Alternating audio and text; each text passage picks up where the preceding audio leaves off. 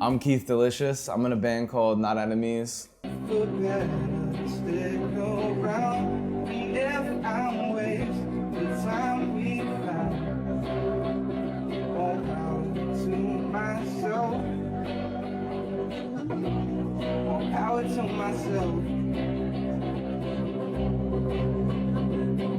When I was a kid, my dad had a practice studio in Lindenhurst where I grew up. It was called Jam House. He had a practice studio. It was like they had different rooms where people could rehearse and shit. Practice drums there was the first thing I learned. I saw Steve Vai.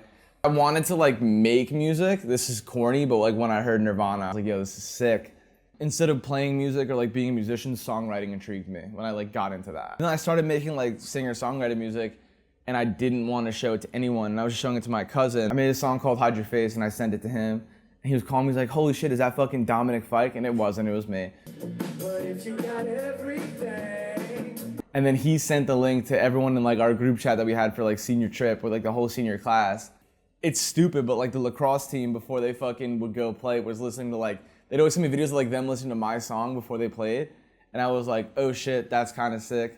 The most important thing of like my first year here was just meeting Jackson and getting to know him because I didn't really do a lot of shit. I didn't make a lot of moves. I wasn't taking shit seriously either. I didn't record anything or really write that much shit either.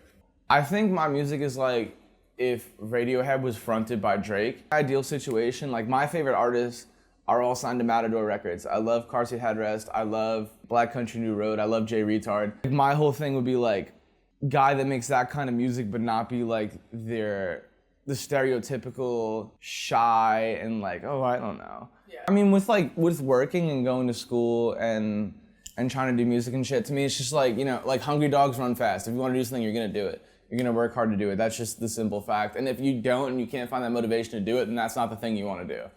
Especially if you're making music and like you're like an unknown person. No one is waiting outside my door right now being like, yo, Keith, when are you going to drop again? No one gives a shit. No one fucking cares. That's up to me.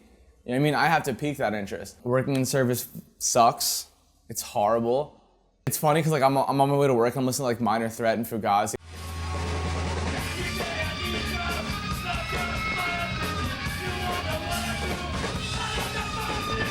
Disrespecting authority and shit, and then I'm like, sir, would you like sparkling still or tap water?